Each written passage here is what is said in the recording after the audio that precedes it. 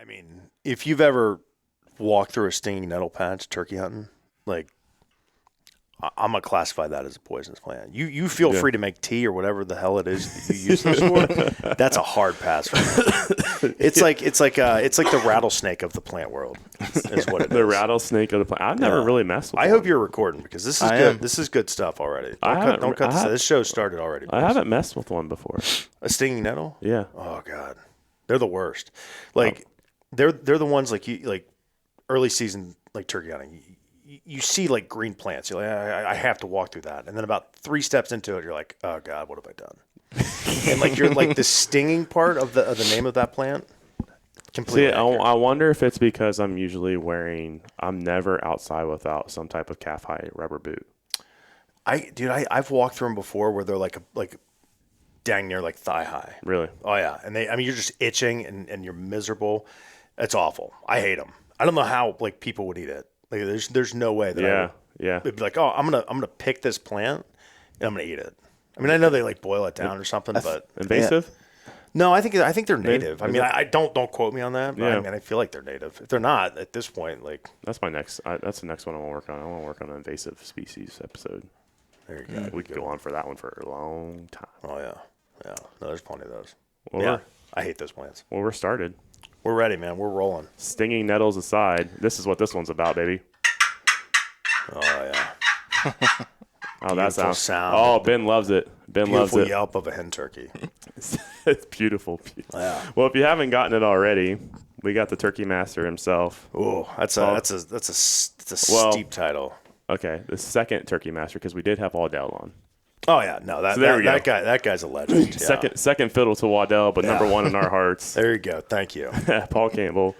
Guys, thanks for having me. Yeah, thanks for coming, man. Yeah. So Paul, if you guys haven't, I should have did my homework. I don't recall what episode that was, but go back. We talked to the guys from O2, the O2 podcast. Which once you're done with ours, you go to that one, and then you're going to go to another one that we'll talk about today. Yeah. But Paul's the one half of the O2 podcast, along with Mr. Andrew Muntz. So we did have him on. We talked some good stuff, man. Good stuff. Andrew, it was a good episode. Yeah, I think deer season had just started. Yeah. So it was maybe. And we talked about Muntz's early October. All the deer that he missed. Yeah. Yeah, you'll have. Shout out Muntz. No, actually, funny enough, so TikTok is a funny animal. Yes. And occasionally we'll post some stuff on there. And Muntz's episode on it was on Instagram. Yeah, it was on Instagram. Yeah, they had like I think it's close to 50,000. It's plays. insane. Mm-hmm. Where he was talking about how deer hunting is hard, archery hunting is hard. Yeah, archery hunting specifically archery hunting. Yeah, and what's really funny is some of the comments. You know, one guy was just like, "No, it's not. You're an idiot." Yeah, and here it is. Like, I mean, if you're sitting in the same tree stand over like 6 pounds of Lucky Buck or like a food plot, yeah, dude, you're gonna smoke deer every year. Sure, you know, and you know what? That's it. That's how you want to hunt, man. All you and I'm strokes. at the point now. Yeah, man, I'm at the point now in my life. Like, I don't think I would ever argue with someone on social media. No, because I just don't care. And you know, the platform that we have. We've gotten some hate, and there have been a couple times that I've messaged people like, "Hey, man, here's my phone number. If you ever want to talk, feel free to call." Yeah, no doubt. One guy called me, and we talked it out. I listened to like his complaints or his opinions, and it was actually really valid. It was just some of the stuff that we've been talking about on the podcast. He felt we were like sensationalizing like social media and the threats to hunting specifically, and. It was neat. It was a good conversation. And I guess that's where I'm at. Like, I'm not gonna engage in an argument with you on freaking TikTok or Instagram. No, it's not worth it. Here's my phone number if you want to call. It's not worth it. Talk like a man, great. If not, don't ever comment. Everyone has their own opinion on things too, and so you're never going to find someone that's going to be correct. So, I'll tell you one thing that people have a lot of opinion about: killing birds. Yeah. Yes, they do. How'd you like that segue? It was good. That's what we're here to talk about.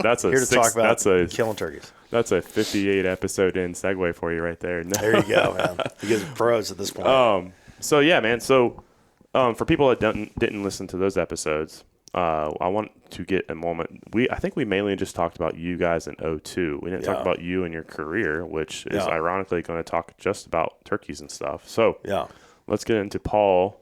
The NWTF, Paul. Yeah. And then we'll kind of go into kind of how that's progressed through your season and stuff so far. Yeah. So I'm fortunate enough to work for the National Wild Turkey Federation. So I'm the director of development for the Central East. So I'm in major gifts fundraising. So raising funds to keep dollars in the dirt is what I like to say. That's the conservation efforts that biologists and forestry staff and agency staff in the territories or the states that I work in. So I cover Indiana all the way down to like southern Tennessee up into New England. So I've got a huge territory. Sure. I've got very fortunate to have my job. I love talking about wild turkeys, Ben. It's the wild turkey and turkey hunting is woven into the fabric of who I am as an individual. The fabric of our country. Yeah, it is. It's a really like when you look at like the cultural roots of turkey hunting. I mean, they run really deep. For a lot of people, and I think it's. And I get some hate for this, but I think that turkey hunting is more important to like the core turkey hunters, than it is to the core deer hunters. And the reason that I think that is, and this is just my opinion, so don't be commenting on Instagram about this, boys, is that it within our lifetime, and when I say not our lifetime, but like modern times, the wild turkey was almost completely extinct in this country, and we're talking like best estimates. 200,000 turkeys across the entire United States. Worst case, 30,000 turkeys across the entire United States. So that rebirth of the wild turkey, I mean, it was gone for all intents and purposes. Yeah. So I think that's created, like, once you lose something, I think you have a bigger appreciation for it. It's like, Ben, if we took whitetail deer away in our lifetime, and it was just gone, and there was no deer hunting, and hunters were the ones that led that rebirth of deer in this country, I think there would be a greater appreciation for a generation or two down the road. And I think that's where we're at with turkey hunting, because we talked to our grandparents. Well, we didn't have turkeys. We didn't have turkeys, so it wasn't something that I feel like has that family tradition deer camp. Yeah, you know what I mean? Like it's the greatest conservation story in American history. I mean, it really is. I mean, you put it up there with the buffalo, the bison, in this country, and so whitetails and hopefully we have we don't ever have to have that conversation with another game species in this country, that through organizations like National Wild Turkey Federation, NDA, National Deer Association, or Pheasants Forever, that we're able to kind of look around corners from a conservation perspective. And the state agencies, through cooperations with non-government organizations like the NWTF, can really have good conservation practices and wildlife regulations within this country. So awesome. It's neat. It's neat that's the model that we have to work with. In this country, the North American model of wildlife conservation, that it is hunter centric and hunter driven. So. Oh yeah, for sure. So at your role at the NWTF, clearly you're passionate about it. In terms of what you're doing, so you got the dollars in the dirt, like you mentioned. Yeah. So what does that all entail? I know you just had convention maybe a month ago, which is like your Super Bowl. Yep. So what all does that entail? Like what's your 9 to 5 looking like, or sometimes probably even later, I would assume. But what's that kind of just looking like for you now at NWTF? So I work with our members are some of the best people on the face of the earth. Yeah. They give their time, treasure, and talent to move the mission, which is the conservation of the wild turkey and the preservation of our hunting heritage. They're the ones that move that mission forward. And so to do that, conservation, like, you have to dig deep into your pockets, man. Yeah, sure. I mean, it's one of those that to fund the work that we do in this state, and well, not just this state, but we'll talk about Ohio. State chapter awarded $50,000 to the Department of Natural Resources to conduct a wild turkey research project that's actively going on. Yep. Trapping turkeys on public and private land across different regions of the state. That was funded by the National Wild Turkey Federation. 2021, it was over $100,000 that the NWTF here in Ohio gave to the state to purchase private property down in Shawnee Hills and then convert that private property into public access and perpetuity. Awesome. And so what happens once that goes on, then we'll pay for a lot of the conservation work, to get rid of non-native species. If there's any ag land, converting it back to native grass. Native grassland. Yeah. So that's the work that the organization does, and we do that in all 49 states that hold wild turkeys.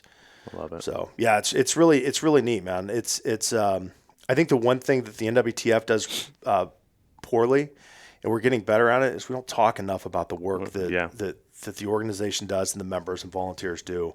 And so that's created a lot. You look at it online, man. I see it all the time. Well, what have you done for me lately? Well, we've done all of this, and I could just launder those people, but we don't talk about it as much as we should. And I think it's because as an organization and conservationists, you put your head down, you do the right thing, and you just keep doing the right thing. Yeah. Going forward. So I think it's one thing that we are getting better at is telling the story of the successes that we've had, and one of the things that we all know about. I mean, just here in Ohio, we went to one bird. Last year, 2022, our bag limit went to one spring turkey. There's been a population decline across the country. Yeah. And so when that happens, it's created a lot of hard feelings for the National Wild Turkey Fair. Well, you guys let this happen. You didn't do anything to stop it. You're kind of getting the NRA kind of thing right there. Yeah, too, right? Yeah. And so when you are the face of the wild turkey in this country, you're going to get some of that heat. And I think, when you look at like population declines in this country, there's no one smoking gun. No. And that's what we want as humans, right? We want, Ben, it was the raccoon. Yep. Jordan, it was possum. cold, crappy springs, or it's bobcats or whatever it is. Yep. And the reality is it's death by 1,000 paper cuts. Exactly. What is the cause of the population decline in this country? All of it. Like everything that you could say is right. And you listen to guys like Michael Chamberlain, that talk about that. All of those things, nest raiders and coyotes and bobcats and hunters, we have a say in it. I think when you look at the population decline, anyone that's in business, anyone that's in academia or research, when they see opportunity, that's a good thing. Yeah. Okay, so let's really get a handle of this, understand what's going on, and correct the actions going forward and do more. And that's where we're at as an organization. That's where most of your government agencies are at. I think you've got a few. And this is Paul Campbell's taking his NWTF hat off, and Paul Campbell's just talking as a turkey hunter. You look at like Alabama. Last year, Alabama, that southeast, that's kind of like the epicenter of the population decline in this country, right? It's like Alabama, three birds. You kill 5 in Alabama in 2022. So their big thing was, well, let's just drop to 4. That's the solution, right? We're going to drop to 4. And so, like, when you hear about like the population issues, like the states, they react slowly to that because of hunter pressure, right? Yeah. And it's managing feelings, it's managing as well. You're taking something away from me. Well, we're not. We're protecting something for you and for your kids. And so I think that a lot of those states have reacted slowly, state agencies, and I think you're seeing a lot of them, get up to speed. Alabama moved their season back a week. Yep. So there are things that agencies and organizations have done to get a handle on this. I think a lot of it, when we look back in 10 years, it's going to be, it's for the better. Yeah. It's going to be one. It was, we reacted a little too late, let's do this next time. But I really think that in a couple of years because there's a lot of eyes, a lot of really talented people that are laser focused on population declines in this country. I think you're going to be, as turkey hunters, you're going to be happy with the populations and the work that especially in this state in Ohio. I think you're going to be really happy with the turkey populations. Yeah, and as you know, we just had Mark Wiley on. What would that been? 2 episodes ago. Mm-hmm. 2 episodes. Great guy. and I joked with Mark when he was at the store for our turkey calling contest last weekend. But he's probably like one of the most popular guests we've ever had. Mark's had better numbers than Michael Waddell. Yeah.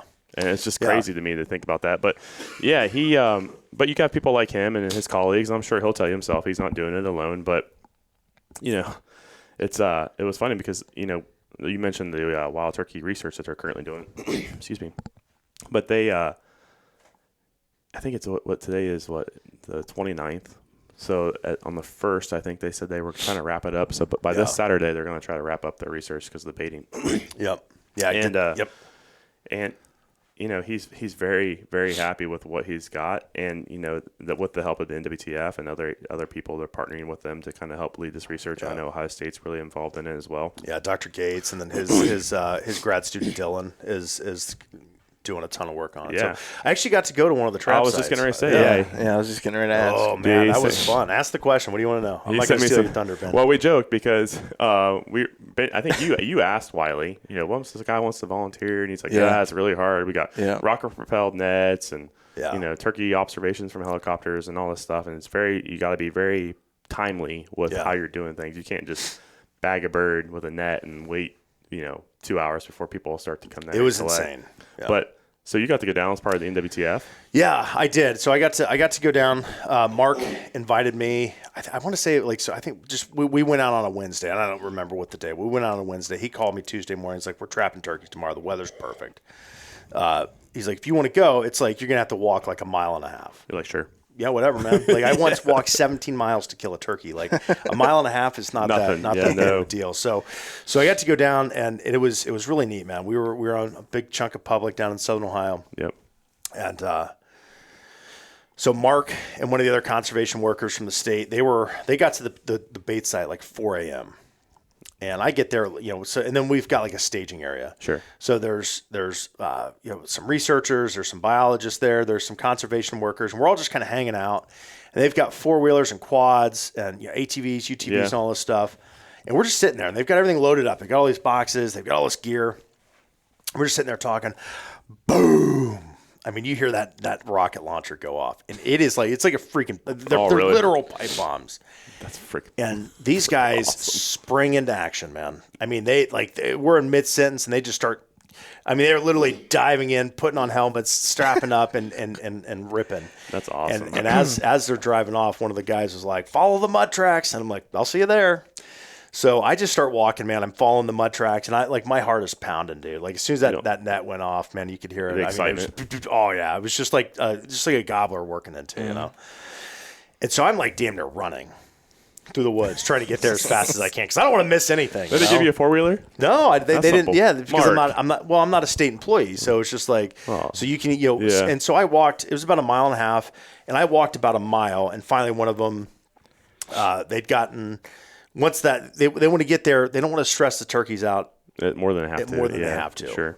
And so I think we caught nine turkeys. Awesome. 8 hens, one Jake, and so they get all of the turkeys out of the net into boxes, and that's when they start to calm down. So once they got that done, they drove back and picked me up and had about another half mile, which is great because it had been raining like crazy. Yeah. So it was like as slick as could be. And if you've been Southern Ohio, man, it is up and down. And I had fallen a couple of times. So not fallen, but just like, just slip. Yeah. And so they pick me up, and I get there, and we're pulling up, and I can see these boxes, man, and these boxes, the NWTF logo on them, and they're flopping back and forth, and they've already got a couple out banded and drawing blood and doing all these things, all the research and banding the hens. And I'm just standing there watching this. I'm like, oh my god, this is amazing. That's awesome, dude. I've never touched a live wild turkey, right? Yeah, every time you put your hands on, they're dead. Yeah, exactly. And so it was just really neat to see. The work going on and just see this animal that I care so much about, like up close and personal, And I didn't want to touch any. I didn't want to hold any of the hens because I didn't want to be the guy that like dropped one. So there was this one hen that they've got like a limited number of transmitters to put out on these turkeys, and so there was this one hen. So if a hen is sick or injured, they will not put a transmitter on there because there's a good chance that hen's not going to survive. Mm-hmm. And so this one hen, there's this massive tapeworm like hanging out of this hen, and so they just realized that like this tapeworm is hanging out of this hen, and the young guy that's holding it like looks down, and this hen like bucks and takes off running.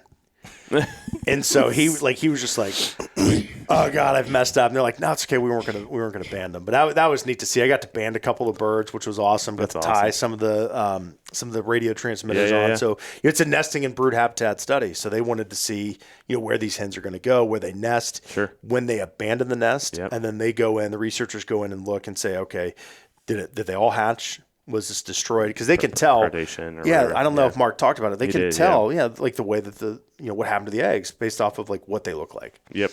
Or when the activity stops. Yeah, exactly. Timing and all these things, so they can see what the success rate of that nest was. And so we got all these hens banded, and there was a Jake, so they're not putting the transmitters on Jake. So we got to band them. I got to band him, which was cool, and then they let me hold him. Yeah. And I was like a kid in a candy store, man. You've seen the videos. My face, I was smiling ear to ear, you know. We'll have to throw it. I got the picture. We'll throw it up. Yeah, We'll I got some videos that I'll Mm. send you, man. It was such a cool experience for me. Yeah. As someone, like I said, that really cares deeply. I got to experience, something that not a lot of turkey hunters and conservationists get to, and I may never get to experience that again, How cool was it to see those NWTF boxes, knowing that they were used? I think, if I'm not mistaken, they were used for transport when they were trying to repopulate certain states. Yeah, so the trap and transfer was the most successful way to reestablish turkey populations across the country. I mean, for decades, like PA was real big. They were farming wild turkeys. Georgia and Florida were pretty big in getting some easterns up here as well. Yeah, too, if I'm not mistaken. Yeah, so like the cradle of wild turkey, eastern wild turkeys, and you get those really deep, dark hollers of Appalachia. There were some stable populations. We're going all the way back to like the 50s. Mm-hmm. When we start talking about trap and transfer. You've got the swamps of Louisiana and Florida. There were some populations established out west. Like there's just really rocky terrain. You get the Rios and the Merriams out there. So that trap and transfer was started by a guy, a biologist out of South Carolina. Duff Holbrook was his name, and so he was a waterfowl biologist, and they'd been using that rocket net for years to catch birds, to catch ducks. To ban ducks. Yeah. And so he had the idea, because there was such a population decline, to just disappear wild turkeys. He's like, you know what? I want to see if we can trap these turkeys. Yeah. So they did some modifications, and he was the first one to successfully catch a wild turkey, and it was a hen. With a rocket net. With a rocket net, it was a hen. I want to say it was like 1957, something like that. He traps this Same technology today, or a little bit better? It's literally the same thing. It's nothing. Wild. It's nothing. 70 years later, it's the same stuff. Yeah, it's such a basic. It's lead that flies forward, pulls a net, and stops it, and it just hits, and that's it. I mean, it's the same. It's the same style. We talked about that bolo rope last week. This is some turkey and Batman stuff here too, man. Net caption. Yeah, it's like a cast net for catching bait fish, but with turkey. Yeah, and so they're little like 2-inch pieces of like that steel pipe. Yeah, and it's got a cap on it, and then it's got holes drilled on the bottom, and then there's just like an eye hook on the bottom of it, and it's got this launcher. It looks like a hand, and those nets, when those things go off, it like shoots. They explode, and it shoots out fire, and they just go. How big was the net? Like, what kind of broadcast? Oh man, it was probably 100 feet by 30 feet wide. 100 feet long with pretty broad. You watch the videos of the trap and of the rocket net trapping, like those suckers, man. That it goes, and those turkeys are so fast and they react so quick. Yeah. Boom, that thing's flying. They start running, and some of them outran the net at the research project down in Ohio that I was at. Crazy fast. Excuse me. That's what's funny because I like I was telling you, I had that Jake fly up over my car the other day. Yeah. And it was just like out of nowhere. And then next thing I know, he flew up almost 200 some yards. But I told that story to Wiley. He's like, I didn't even have any birds fly away for the net. They all ran away. So he's like, that was really random that was the case.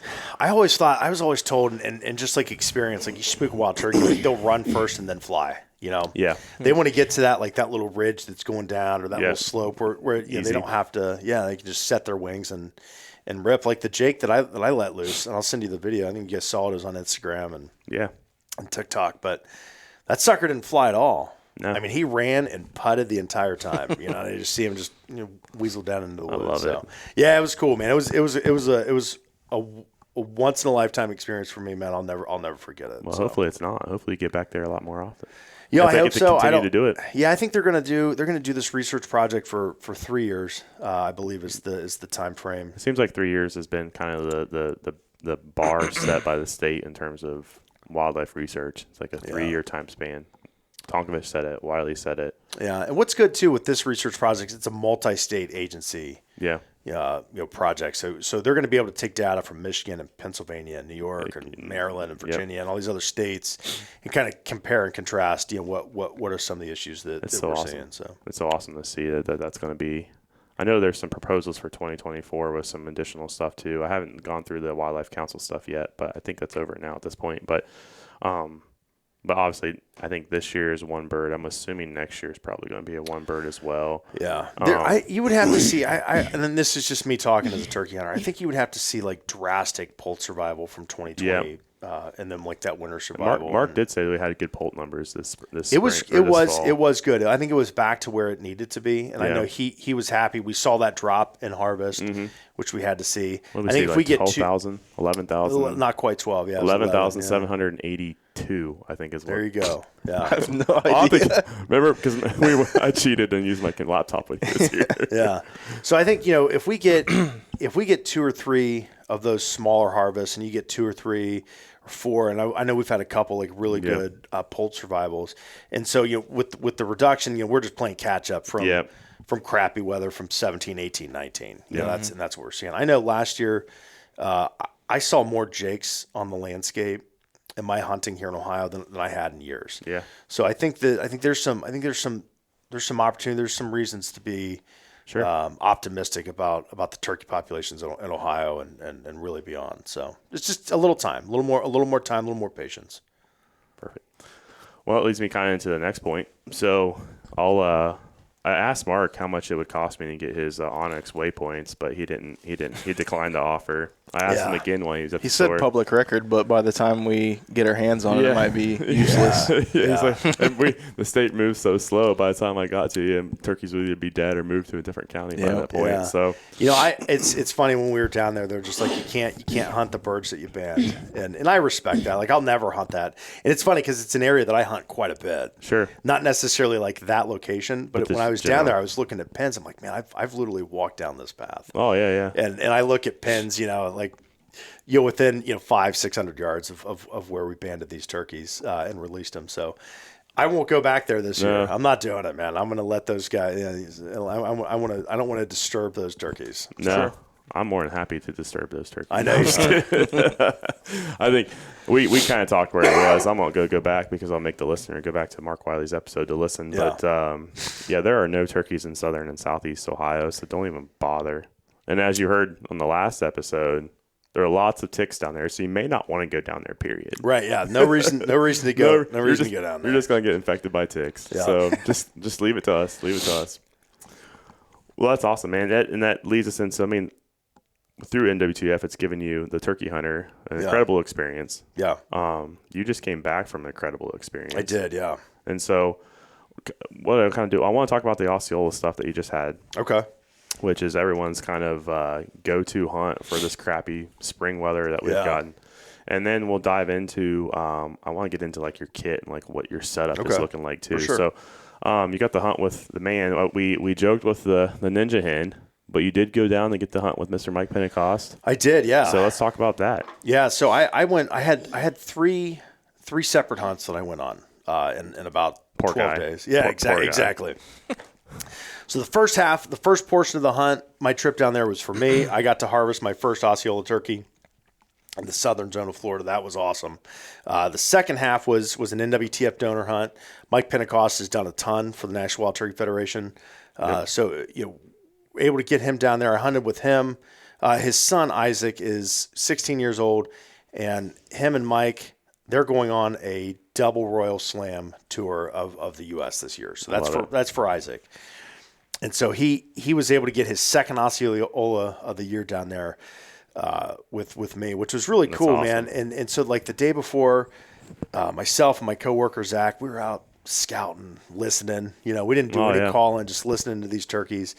And we set up some blinds, and it was funny, man. So we get Mike and his crew. So it was Mike, his son Isaac, and then two cameramen, Philip and Dylan. So they get down there like we hunted Wednesday. They get down there like 9:00 on Tuesday night. And actually, it was a little earlier than that. We were able to have dinner, so it was like 7:00 Tuesday night. They get down there. And they've never been to this property. I've only been to this property for about 8 hours. So we're like, we got some birds. We built some blinds, which the one thing I love about Florida is they got those live oaks that like some of them, the way they grow, they make like perfect blinds. Well, we took palmetto fronds. Fronds and we just made like these huge blinds. And so the one area, like I'd heard some turkeys in the morning. I'm like, they're in this corner of the farm. So we go over there. Beautiful live oaks, man. We set up, cut these blinds. I'm like, man, this is going to be great. And so I take Mike and his crew out there. And this is like 5 a.m. We get there super early, man. I mean, it's like we're at the tree by like 5:30. Did you get to walk through all your snakes and spiders? You know, man, knock on wood. I heard you talking about that. Yeah, so I didn't have any like super close interactions with a snake in Florida, or gator, which was I got like 15 feet from a gator, which is which was fine because he was just like, I'm not gonna mess with you. I'm just like going this way.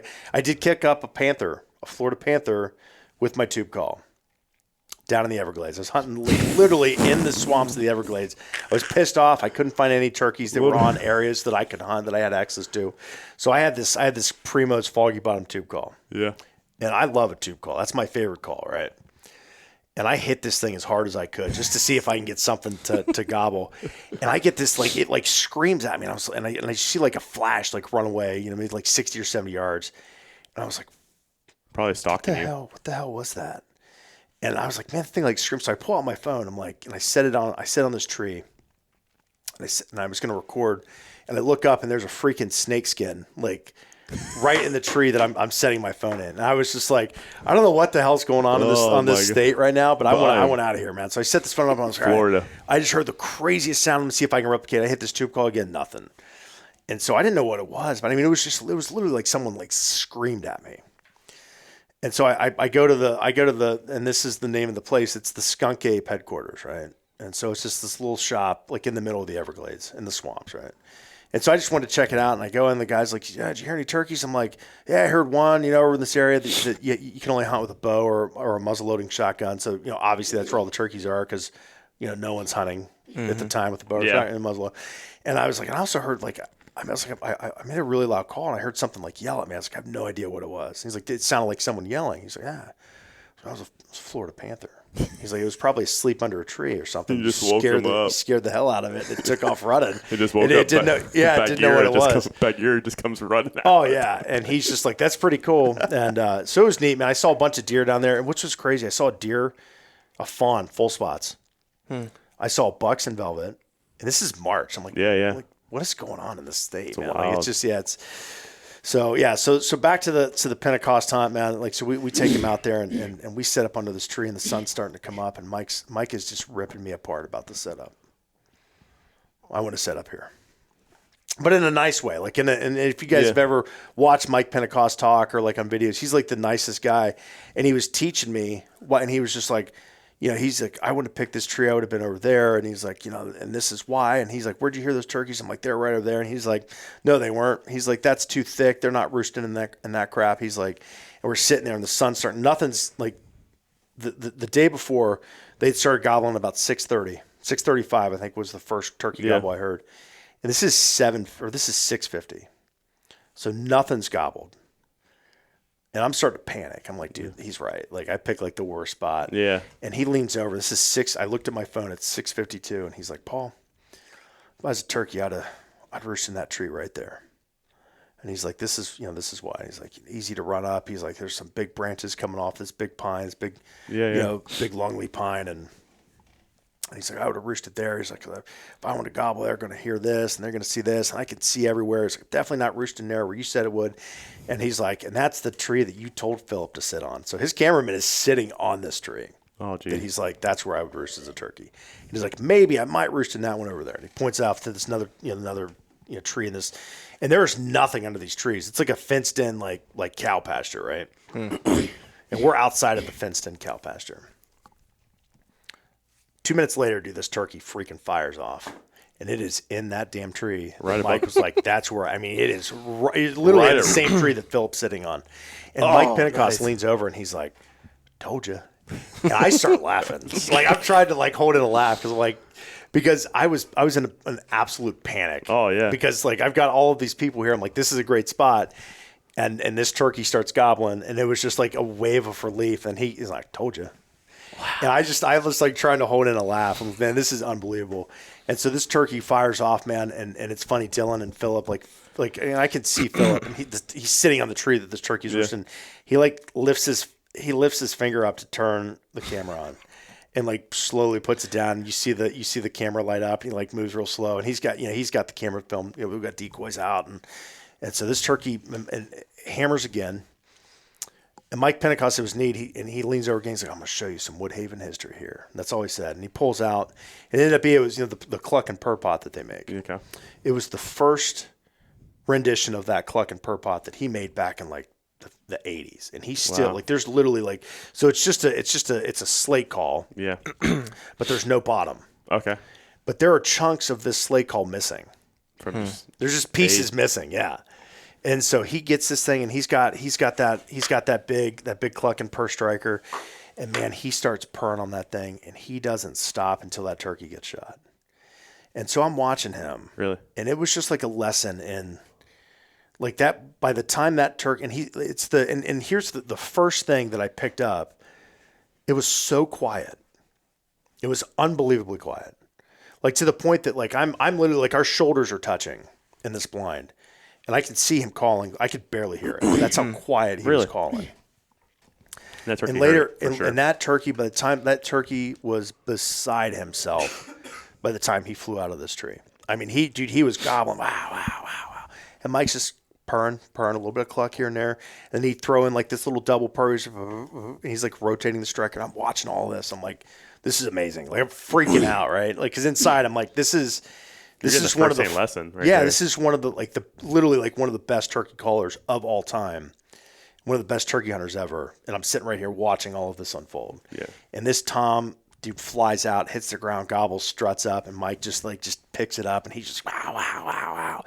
And he goes out of my view because Mike's in the way, and I'm watching all of this happen on their little screen on the camera. And this turkey, and so what's funny is like, you know, I've been turkey hunting for 15 years, and there's guys that like, you don't get options, you know, as a public land hunter, like you don't always get chances to shoot turkeys. Yeah. Right. So when it happens, you gotta make the most of it. It's time to go. Mm-hmm. You know, this turkey hits the ground. I'm like, shoot him. 3 minutes later, this turkey's still alive. And I'm like, he's got to shoot this turkey. And they're just watching him strut and putt, or not strut and drum. Yeah. And he's gobbling, and he's attacking the decoys, and this decoy's spinning around, and this turkey's jumping on it and pecking it, and he's pecking the hen. He flipped the hen over, and I'm like, I am beside myself because I'm watching all this on a little screen. I'm like, shoot this turkey! Like at any minute, someone else is going to walk in and start yelping at this turkey, you know, and I'm like, shoot him. And finally, like they get, you know, it was so neat watching this turkey just be a turkey. Yeah. You know, and Mike is calling literally the entire time. Just purring. No yelping or nothing there. Like the softest, like quick yelps that you could possibly imagine. And Isaac shoots this turkey, and two turkeys gobble over here. A turkey gobbles right behind me, and I'm like, Mike, there's more turkeys. And so he ramped up that calling to a level that I didn't know was possible. It was just like hateful purring is the only thing that I can really. And I've tried to replicate it, and I'm getting better at it. But it was just like it had like such an urgency with the purring. There were two turkeys that they came unhinged, dude, and they're probably 250 yards away. And so they're working and they're gobbling the entire time. So he's like, watch this. He gets out this real hen, cherry real hen. Yeah, and he's just pop, pop, pop, pop, pop, pop, pop, pop, pop, pop, pop, and he's holding cutting on it. He's just cutting on it, and he's got his thumb here, and he's got these gloves. Yep. That's all he's doing. And these turkeys just wow. I wish I could gobble because when you get these guys like gobbling on podcasts, you know, and it tells the story, man, it's so much better, man. But I can't gobble, so he's hitting it, and I am completely unstrapped at this point. Like, dude, I'm about to pass out, like because this is the greatest hunt that I've ever. Like, it took everything in me to like stay in my seat and not get up, you know, to go run out. Because man, I love seeing turkeys. I'm getting jacked up just listening to it, and I am beside myself, and I'm filming, you know, Mike, you know, calling everything, and finally these two turkeys come over the hill, and they are full strut, and they're just gow. Yeah. They're like bumping into each other, and they see this Jake decoy, and they zero in on this thing and start hitting this Jake decoy, and it's spinning around on its stick, right? And every time the head of this decoy would come in, and you know, so like it would spin, the toms would back up. And then they would hit it, and then they would back, like, so they're like bobbing and weaving, and I'm trying not to laugh. It's like a bobbing. Oh, dude, and they're just hitting this thing, and it's just spinning around back and forth, and they're gobbling. Mike's just like this fighting purr, man, and I'm like, someone killed his freaking turkey. Like, I can't take it anymore. Yeah, no joke. And then so Dylan was the other guy that was able to shoot. That was his first Osceola ever, and so he shoots this turkey, and I'm like, dude, great, we're done. I'm gonna go see this. And then these hens, man, like right over the ridge, they'd come in with these two toms. It was the prettiest hen yelping I've ever heard. Really? It was because they were just they were so focused on like the calling that the toms were doing, and they were ready to breed, that they didn't care about and like the second tom, he stuck around for 10 minutes after this turkey was shot. He never left, man. Yeah. He was just attacking the decoy, attacking his buddy. He was gobbling at these hens, and these hens were yelping, and he's gobbling at them. And then Mike's like, and this is where, like, I'm a good turkey caller. There are guys like Mike Pentecost, and they're a different level. Yeah, they're almost a turkey. And so I was listening to him, and like at this point, like 2 turkeys are dead, so everyone's super relaxed. Isaac had gotten up and was like sitting next to me, and we were listening. Just we wanted to see these hens come in. They wanted to get good video of the hens. Yeah. And Mike's just like he shows me like how to get that extra, like go to that next step, right? That next level. And so it was like a practical like lesson in the turkey woods with a phenomenal turkey caller. Yeah. And I don't know if I'll ever get to experience that again, but just mimicking the hens, like everyone tries to mimic the hens, and like you get close, Mm-hmm. Like I can work a tube call really, really well. A slate call, like I'm good at it. And then watching Mike, it was unbelievable. Yeah. And he showed me some of his tricks, and I was like, dude, this is absolutely insane. This is the greatest hunt. So finally, we get up. The gobbler just takes off finally, and the hens pick him up, and they move on. And I took a video of Mike and his son and Dylan walking out, like their hands are up. They're like, dude, we did it. It was so cool, man. It's all because you put them in the right spot. And that was funny. So like the rest of the time that we were together, it was just like Mike would be like, Paul, if I was a turkey, I'd be in that tree right there. And he was like, I'll never let you live that down. And like, because I didn't tell him, like, at the end, like after, I'm like, dude, I can't tell you how. Like I was literally like, I was in a panic. Yeah. That we're not going to see any turkeys on this hunt, And so but it was great. Like where the tree that I had set Philip, like the day before, we're like, all right, man, because they got these cameramen, they're going to want a different angle. Like that tree had the perfect view of where we set the decoys. Like I had stepped out like where to put the decoy, and this is like there's like a little ridge here, a little rise, So if they come this way, they're going to have good view. So like, I had done my homework, and later in the day, they're like, you did a good job. Yeah. That'll do, pig. Was it's kind of like, that'll do, pig. So I felt really, really good about that. But man, what a hunt. And so the next day I had an NWTF donor come down from New York. He needed an Osceola for his Royal Slam. Yeah. And so we had set up, picked another blind, and we get set up, and we got 2 gobblers gobbling, and we got hens yelping. And I'm like, all right, man, this is gonna be cool.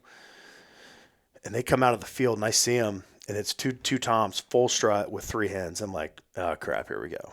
Yeah. Like that's like the worst case scenario for any turkey hunt. It doesn't matter what state you're in, Jordan. If you've got toms with hens, you're like, yeah, game over. It's been good, boys. So I'm like, you know what? I'm just gonna try it, man. I get out my purr and pot, from Woodhaven, and I'm just like, just like Mike did. And those toms like, pow, pow, pow, pow. I threw in a gobbler yelp, and it's like, wow. And I could see them, like I'm watching them. I'm like, I just need you. They're on like this little ridge. I'm like, they need to take one step towards me. Yeah. And it's game on. Like if they take one, they're gonna take the rest. Sure. And the hens just stopped on this hill, and I'm just doing exactly what Mike did, man. I'm just purring. I'm throwing a little, like a little yelp, but it's just real soft. Real soft. And that fight and purring and all that stuff, and heads turn white, dude, and here they come. And so, but when they started to come, like they dropped down this ridge, and I couldn't see them at that point because there's like this little dip. And I'm just like, I didn't stop purring because I could hear them gobbling. And I whispered to my guy hunting, I'm like, they're coming. And he's older, and I'm sitting back. I'm like, when I call and I can't see, like I'm just because I don't want see my hand, so I'm like hunkered down. Yeah. And I can't see him. And they didn't gobble. And I was like, man, I wonder if these turkeys are going to show up. And he picks up his gun, puts it on his rest. And we're in like a palmetto blind. So, I mean, you could like freaking jazz hands in this thing and they're not going to see it, you know? Sure. And I'm like, oh, they must be, oh my God, they're right there. Like they're right there. And they come in, they're hitting the decoy and he pounds that thing. And that second turkey just stood there. And so I'm like, as loud as I can. He's gobbling, dude. He's just losing his mind. And I was just like, I want to make something. I just want to, at this point, like I want to have some fun. So I gave him one of the old Aaron Warburton, like, like just yelling at this thing. This thing gobbles. Go ahead with that and I start laughing. And so I get up and those hens are standing right there, man. Like they just watched all of this go down. They're like, dumbasses, we told you not to go. And that gobbler like looks at me and he gobbles one more time. He's just like, they like slowly move away. Yeah. They had no idea what had happened. But man, he's like, dude, what a hunt, man. What a week. I'll say 4 birds down in a week. I saw 4 turkeys die in middle of March, which you talk about, man. Talks about get you jacked up for the end of April. Yeah. Sure. And my hunt was not anything even like remotely as cool as that. Yeah. You know, it's just I had like one hen decoy out and we've been hunting the cypress swamp.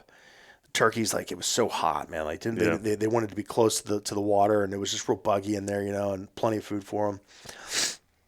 And one of the lessons that that you learn as a turkey hunter is that like when you're hunting, like when you first start turkey hunting, you're like this looks like a really good spot to hunt. Like this is where I want to be. The turkeys are going to come here, and then they hit the ground and they go somewhere completely else. You know, and so the lesson that I learned was, and it's so stupid, but like you got to know, like you go where the turkeys want to be. Yeah. You know, and when we were hunting with my friend, I'm like, I'd never been out to this property. I'm like, all right, man, what's and you pull up Onyx and it's just green. Like, yeah, you don't know. Yeah. You gotta get boots on the ground. I was like, what's in this cypress forest that's holding them? And he's like, well, there's like this little tiny clearing that like there's like little the grass is maybe like 7 or 8 inches tall. I'm like, he's like, it's maybe like a quarter acre, half acre. Take me there right now. Yeah, take me there. And so we set up. It was about noon, and we're sitting there for 2 hours. And this is my friend Clyde. This is his first turkey hunt ever. Right? He's a deer hunter. He's a hog hunter. Yeah. Never turkey hunted. And it's like 91 degrees, I think. And like, dude, we're just getting roasted, man. I'm sweating like crazy. And I look back at Clyde, and he's got his hat off, his face mask off. He's just dumping sweat. It's like, dude, this turkey hunt sucks. He's like, I hate this. And I was like, this is not like, it doesn't suck. And we're talking like full volume, just as loud as we are now. And this turkey fires off like 30 feet from us, gobbles. And I'm like, oh my God. Nothing will change your outlook on something faster like we both pull our masks up. Yep. Yeah, that's right. We both pull our masks up as quick as we can. Like my legs are completely spread out. I got my shotgun on the ground and like this thing gobbles, dude. And I pick up my gun as fast as I can. I don't even risk pulling my knees up, you know? Yeah. He gobbles again and it is the loudest gobbling. Cause I mean, it's close. He was within like 15 feet was the closest that he gobbled. You feel that one in your chest. You can feel it, and he's drumming. And if you've ever been around a turkey that drums, it's just this really weird sound. It's like, and you can almost like feel it. And they move their feathers somehow, and like you can hear the air like rippling through his feathers. Like this is insane. And after the second gobble, like I started to shake, and so I closed my eyes, and I was like, do not let that gun barrel move. I was like, control yourself, man. And so I didn't dare move my head. So the decoy's off to my right, and he is like right here. And I've got my eyes like to the point where like my contacts are starting to slide because I've got them buried to the side of my head as far as I can. Excuse me. And I see him come out, and he wasn't in full strut or anything. Gobble one more time, and I'm just like, oh my God, dude, I'm gonna pass out. And I built like a little blind, and there was a section about this big that didn't have anything open. Didn't have any cover there. Yeah. And dude, he saw something that he didn't like. So he turned, and he wasn't running quick, but he had turned and started to walk away. And so I swung on him, and he was 15 feet from me when I shot him. Shot at him. So the first shot, like that TSS that I'm shooting, man, it was so tight, dude. It went right over his head. Oh, sure. And so he starts to run, and I swing my body, and I get down, and I'm like, just relax, man. You're gonna be, just get on the bead. And I do, and man, I popped him and he rolled. I was just like, get up, dude. I'm not waiting, man. You know, I'm like, I run over there and I pick him up, and man, it was so cool, man. And I was just like, hell yeah. Yeah, there you go. And my buddy Clyde, he was video, and he walks up and he's like, I didn't know that's what they sounded like. He's like, it sounded like an alien. I'm like, I know, man. And he's like, I love this. I got to do this every year. Yep. And it's just like, you know, some of the guys on Instagram yesterday called me the Morpheus of turkey hunting. Like, take the red pill. You know? Dude. And he took the red pill that moment. And it's neat, man. Is someone that, like, I love to turkey hunt, but when I see someone, they get to experience like what I've experienced, and they're like, holy crap, that's what you've been talking about. Yes, because you can talk about it until you're blue in the face, but once you experience something like that, you're like, okay, you have my full attention. And it was cool, man, watching him get hooked. It's one of those things too where it's like I remember the week of like gun season when I first got introduced into deer hunting with an ex-girlfriend's father. Mm-hmm. And he took me out, and I kind of have bits and pieces of that week. I remember every minute of my first turkey hunt. Yeah. From the moment that we shut the truck door, we had a gobble as soon as we shut the truck door, which is a spoil for a kid that is his first time. Yeah. And all the way down to walking the field at night. We actually used a domestic turkey decoy too. No kidding. Yeah, there was a guy that had some domestic turkeys local in the area. And so we're like, let's throw one of these out here too. It's a little bit odd. Yeah. And but I had moved. They had set me up, and I had moved, and I didn't know that he was here. But the cameraman, Caleb, he was a good friend of mine. He was coming across, flew off, and we tried to chase it. You ain't chasing them; they're gone. Or even, going down to. So I've been in two areas. Been in Tri-Valley area, Dresden area, hunting up there, and Woodbury, as well as in Southeast Ohio with Curtis on our team. And there is nothing better than hearing a gobble when you can't see your hand in front of your face, like just barely. Just like pitch black, and you're just trailblazing through whatever, getting there. And man, it's something else. It's something else. I'm excited, man. I love it. And by the time this is recording, hopefully we're all good to go. It'll be the week after the start of the season. I think 22nd. 22nd is the opener. Yeah, so this will be on the 25th. So hopefully I'm already bagged up, and ready to eat, baby. Hopefully that turkey's on the Traeger at this point. Yeah. Yeah, dude, do yourself a favor, man. Don't just breast it out. Like, if you're gonna throw that sucker on the trigger, pluck them out, cape them out, whatever you want to do. It really depends. I have just like anything, right? You're already thinking about the trophy before you get the bird, right? Yeah. It's the carriage before the horse. And man, those mounts that I've been seeing now with the picture frames with the tail fin and the tail fan and the wing feathers. Kind of mounted up in a frame, like a picture frame. Could you imagine if you had a slam and you had every bird like in a row, like a picture collage in your house? That's what I'm gonna do. I'm gonna do that, the turkey rug or cape or whatever they call it. I'm gonna do that with my Osceola. And so this year I've got my Osceola is in the bag. I've got some opportunities for Easterns, and then I've got a Merriam's hunt planned in Montana. So I told my wife, I'm like, listen, like if I get 3 of the 4 in 1 year, like I'm just not coming home until I have a Rio. Yeah, I'll just make the trip down. Yeah, and I was just, and so it's funny. I did an interview with some guys, a group called Team Wingbone out of Louisiana. Great guys, man. Yeah, their first turkey in their family that was killed was in 1933. So talk about like family tradition, man. Sure. That is like deep. And so I told her, I was talking to them. They're like, don't get stuck on third base. That's all, and that's been ringing in my mind. So I haven't looked at anywhere to hunt Rios, and I will look at that literally the moment that I pull the trigger and kill a Merriam's. Like I'm just gonna sit there and just like Google like. Oh yeah, dude. And I have a general idea of like where their habitat is and like their range is. He kills a Rio, and he's like, well, I might as well go to South America. And the Gould's hunt. Yeah, I don't know about all that. Jay Scott ain't ready for this, right? No joke. Actually, who just killed her ghoul is Rochelle. No, she killed ocellated. She killed an ocellated.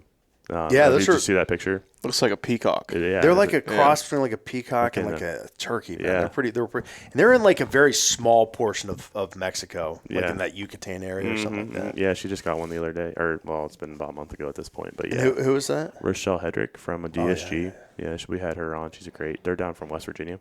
Okay. West Virginia area. So, but yeah, so at this point, when this releases, we're gonna, like I said, we're gonna be about 3 days in. I'm hopefully not even gonna be in the office when this releases because Just set it up to load, man. set it up to load. Yeah. Well, cool, man. So I want to. We can't go any further. I mean, you mentioned Mike on your hunt there, but we got to shout out Woodhaven Calls, which are available at Vance Outdoors.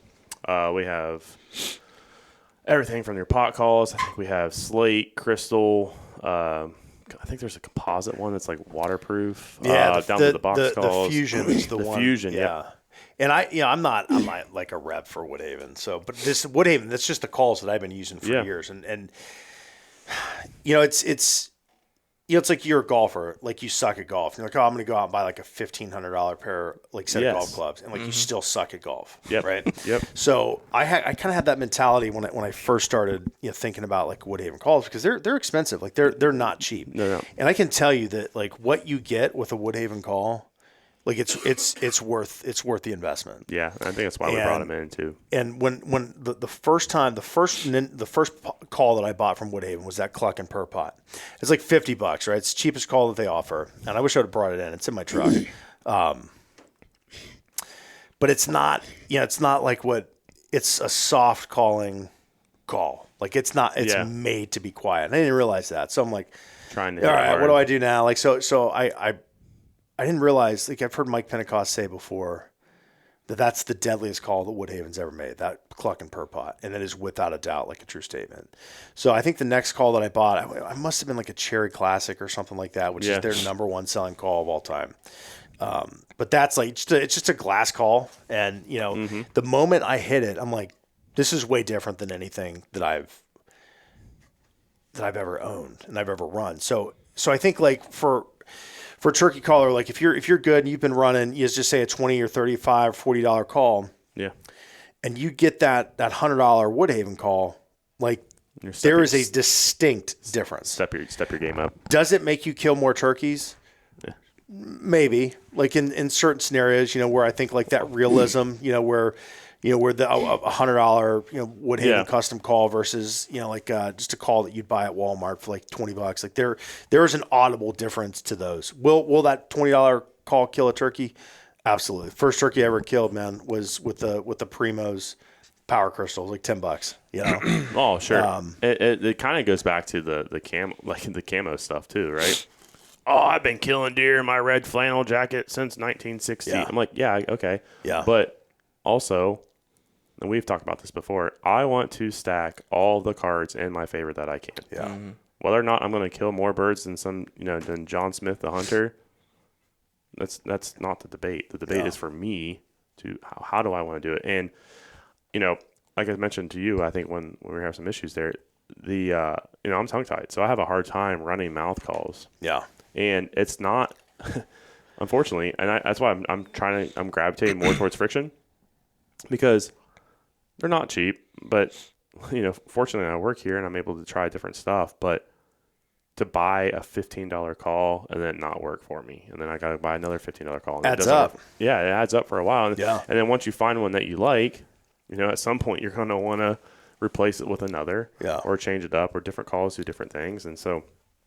But let's get into your bag. Outside of the calls, I think, like I said several times, when this releases, we're going to be just outside season. Hopefully, we're already done killing birds at this point. It'd be great if we were, man. 3 days in. Yeah. I don't know, man. Like, I love to turkey hunt, so I can only afford to hunt out of state so much. So if I killed my Ohio turkey the first weekend, like on opening day, I would be like distraught. And I'm like, I just had to tell my wife, like, listen, turkey hunting just got a little more expensive for us this year. Yes, no doubt. What is your setup? Because I'm making a big leap this year. Like I told you, I got the Sika, our new Sika jacket. After the conversation we had with Tim, I've picked up all the new insect shield stuff to go along with that. So I'm staying tick safe this year, especially down in Southeast Ohio. Oh, that's the and worst. then last year was the toll. I mean, Kurt and I went to, like I've talked about on this episode, on this show, but Southeast Ohio will make a man or a kid out of you real fast. And lugging an 870 Express up and down some of those power line cuts is not for the faint of heart. So I switched to a 410 this year. Okay, good for you. So switch to a 410 with a Vortex Venom red dot. Yep. Yep. It's a perfect little turkey gun. Shoot 40 yards TSS loads. Yeah, that's a good setup. So so shotgun. I think that. I know that a Remington 870 has killed more turkeys in this country than any other gun combined. 100%. And it will probably stay like that for perpetuity, right? Oh, it's never going to change. Classic. I've shot some turkeys with an 870. I've gone back and forth. I bought one of the Savage 301s a couple years ago. Yep. I hunted with that. I sold it. I'm kind of gauge? 20. Yeah, it was a 20 gauge. Yep. I like the new Savage or Stevens that's got the thumb stock. That's the one I bought. Yeah, so Isaac Pentecost, he had a 20 gauge Stevens. Mm-hmm. It had the thumb stock, and real nice red dot setup. And I'm holding this thing. I'm like, light, dude, you could kill a turkey one handed with this thing. Yeah. And I like with the red dot is that it's aimed wherever it needs to be, like regardless of the position of your head, where that red dot is going. Parallax free. Yep. Wherever that red dot is where it's going. Mm-hmm. And so I think for new turkey hunters, that's a great setup. Mm-hmm. It's cheap. It gets you in the woods. And Federal, and if I'm not mistaken, Federal and Stevens /Savage work together for that choke tube. Yeah. So you're not spending an extra $80 or $90 on additional choke tubes. It's a nice choke. When I had it, and I think I bought mine. I want to say like 2018, and I hunted with it for 2 years. It was it patterned nice. Those 20 gauges. I was shooting the Turkey Ninja from Apex, Woodhaven Special. I also had the Federal that patterned really nice out of there. Mm-hmm. So yeah, those are good setups. I hunt with a Browning A5. I'm a glutton for punishment, so I shoot 3.5 inch TSS, and I do that one. How's that shoulder? Well, so you see that the remnants of that bruise, that sucker, that was the Osceola that I shot. Like I shot, I had the gun placed where I should have, right here, and I missed. Thankfully, I had three shells in there. So when I moved, that gun was just because I was sitting like this. I mean, there's that's just where it had to be. And with that A5, you've got the high vis and you've got that white bead, where kind of you use it to, as an alignment tool. And I didn't miss the second time. That I like the 3.5 inch TSS. And like I said, this is just because I'm an idiot and I'm a glutton for punishment.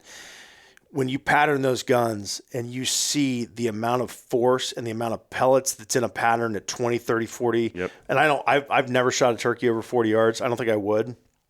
I'll be honest with you.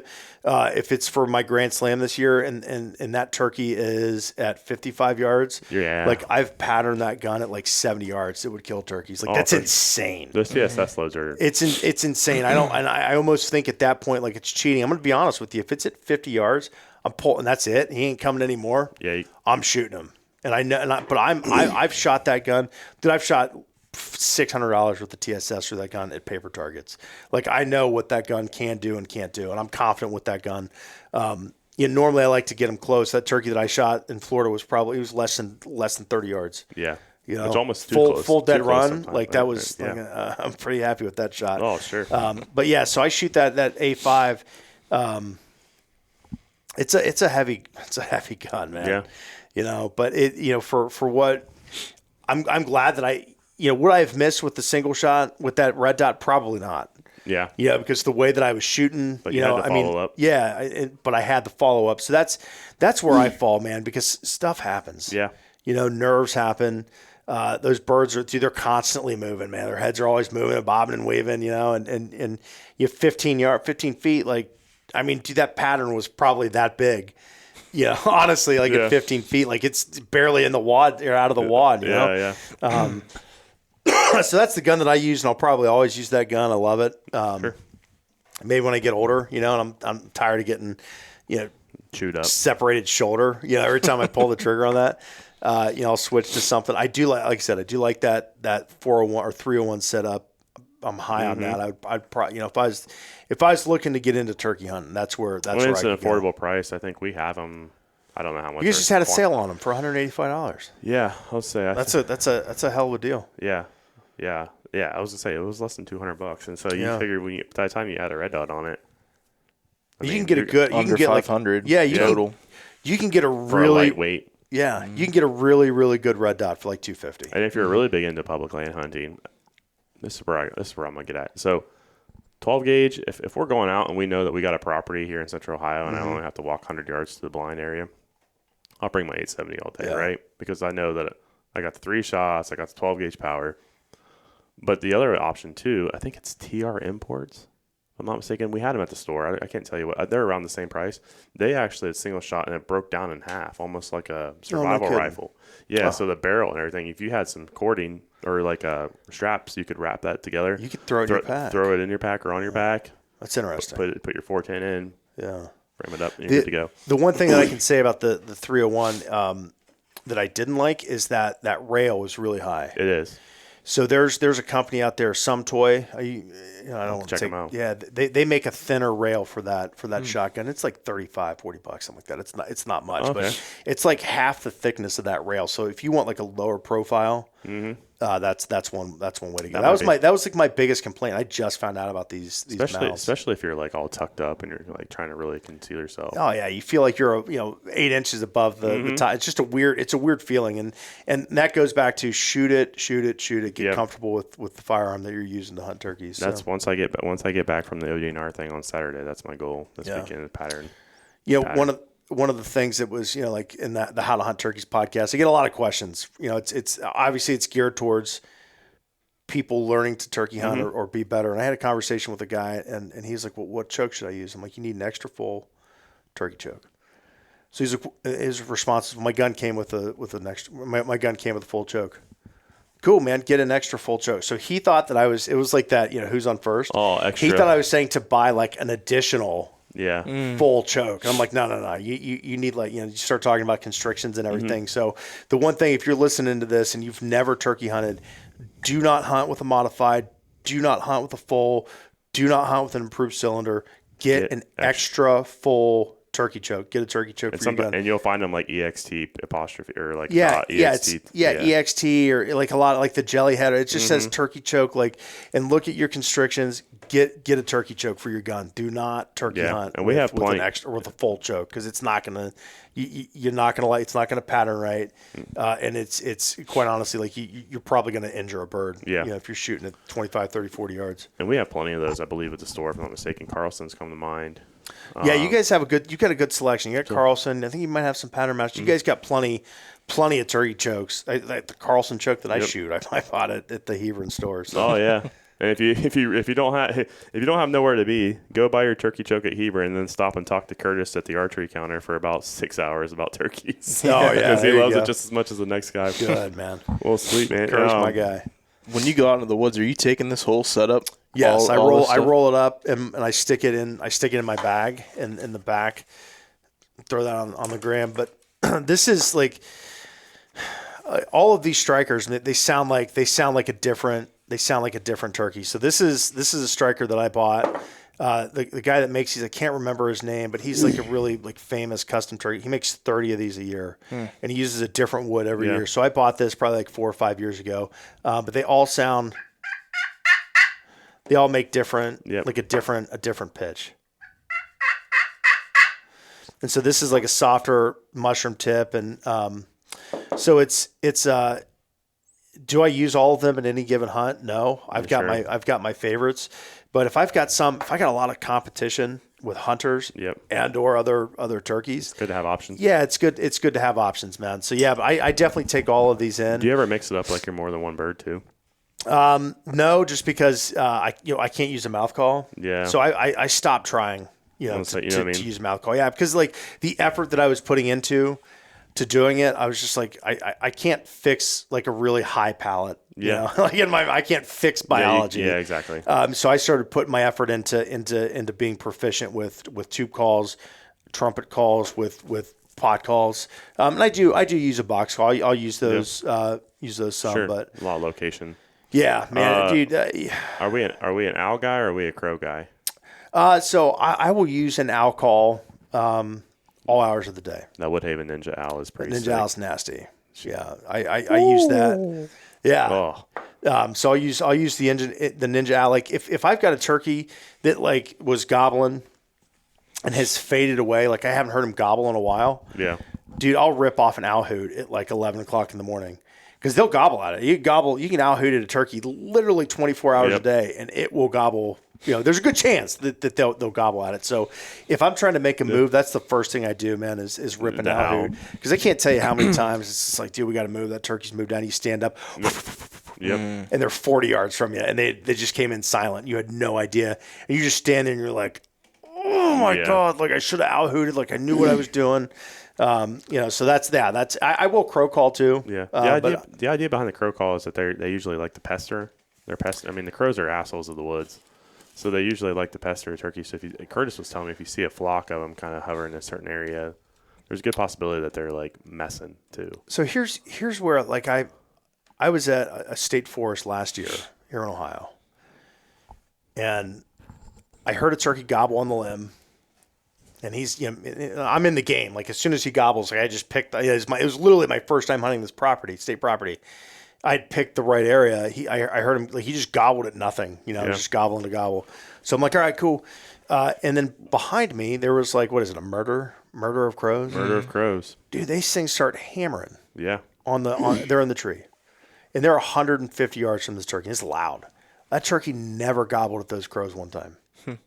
And I guess, I've said this before. I feel like a wild turkey can exercise free will more so than any other animal in the woods. Deer, man, they're like in and out. They're very rigid with their movements. A turkey is just like, I'm not going to gobble with those 400 crows. Yeah. But then you get one crow call, and they're going to be like, wow, I'm going to gobble at it. Where were we when we had that? We were trying to film a video. Oh, it was over across the street. Yeah, remember for the tethered. And for the tethered thing, we tried to do a tethered promotion video. I think I was trying to explain the Phantom saddle. We got the new Phantoms in. And we were just trying, dude, they would not. I'm like, I'm about to freaking the crows. I'm about to freaking dude, they never shut up, man. They will do it for like an hour. Oh yeah, and they would not shut up. I'm like, dude, I'm about to go get my freaking carry gun and pop one off in here just to get them to fly away. Was that a desk pop? Is that what that is? Oh yeah, desk pop. When was your last desk pop, Ben? Shout out Justin Jones 2 months on the ago. desk pop. 2 months ago. I love that movie. Well, sweet, man. Yeah, I'm excited, dude. I'm excited. Good, man. I hope it's a good turkey season. I hope we get to do some turkey hunting together. We'll make that happen. So, where can people find? So you briefly kind of touched on it. You got a new podcast we kind of touched on. Where can people find not only just you on social, the O2 got your O2 channel, as well as your new How to Hunt Turkeys podcast? Yeah, so the O2, you can find that on Instagram, the.o2.podcast. You can find us on Go Wild O2 podcast. You can find me on Instagram, Paul Campbell 322, and also Go Wild. Just search Paul Campbell. I'm easy to find. The new podcast, the How to Hunt Turkeys podcast, it's available on all podcast platforms. You just search that. On Instagram, it's H2HT podcast. I also have a website, turkeyseason.com. Turkeyseason.com. Yeah, it's another website you can find me on. How do you, I'm surprised that wasn't taken already, but I am too. It's a good one. It's been a lot of fun. When you type that into GoDaddy, and you were like, yeah, it was just like, oh my God, this is available, and I was like, I'm gonna buy that, and then so I was like, Deer Season. Deerseason.com is available right now. If anyone has $6,000 to spend on a domain that might not work out for you, and then Duck Season, I was like, you know what, hell, I'm just gonna start like this, this little empire, right? Duck Season is owned by Warner Brothers. Rabbit Season is owned by Warner Brothers, because remember Daffy Duck? Oh, Bugs Bunny, Rabbit Season, Duck Season. So if you type in either of those, it'll take you to Warner Brothers website. Wow. So they never coming off of those. But yeah, turkeyseason.com. It's just a really, really cool site. There's a ton of good content, a ton of how-to stuff on there. Yeah. A lot of people sending me content, to highlight and kind of direct back to them. So yeah, I'm at turkeyseason.com. Awesome, man. And they're great customers, both Paul and Andrew. So we're glad to have them on anytime. And it's funny how just, we started this podcast and we were like, oh man, there's another Ohio one. Yeah. And I think the first time I really saw you guys is we were trying to get Dustin Huff on. Yeah. And you had the brewery thing. Yep. I think I ended up being sick or had a kid sick and didn't make it down. But it's like, oh, okay. We did a live event with Dustin Huff. He came in, brought Moose with him, played some songs. It was really neat, man. Yeah. We had some, there's maybe like 50 people there or something like that. Sure. It was really cool, but, we're not we're not competitors. No. You know, we're friends, and we reached out to you guys. You know, Tethered was a sponsor of our show, and we're like, hey, man, you guys got an event. Let's get on and talk about it. And it's been cool to, you know, just to see you guys grow and us grow, and you know, rising waters, man. And that's it. And we wouldn't have had the conversation that we had last week without these guys. Sure. You know, I wouldn't have had several conversations without these guys. Andrew, I said, hey, I want to talk about ticks. Here you go. Oh yeah, we got the guy for that. Here's your guy. Yeah, exactly. So. We do appreciate, and I enjoy the friendship, and you know, we'll continue to get this thing rolling, man. Yeah, absolutely, man. Let's all kill some turkeys this year, right? There we go. Good deal. Thanks for listening, everyone. We appreciate you. All right, everyone, that is all we have for you today. We hope you enjoyed our conversation with Paul. He's such an animated guy, and we're always happy to have him on. As I mentioned at the beginning of the episode, turkey season is finally upon us, and we hope you can get out and make some great memories this year. As a reminder, we are on a bi-weekly schedule, so our next episode will be released on Tuesday, May 9th. As always, we appreciate you listening, and until next time, enjoy the pursuit.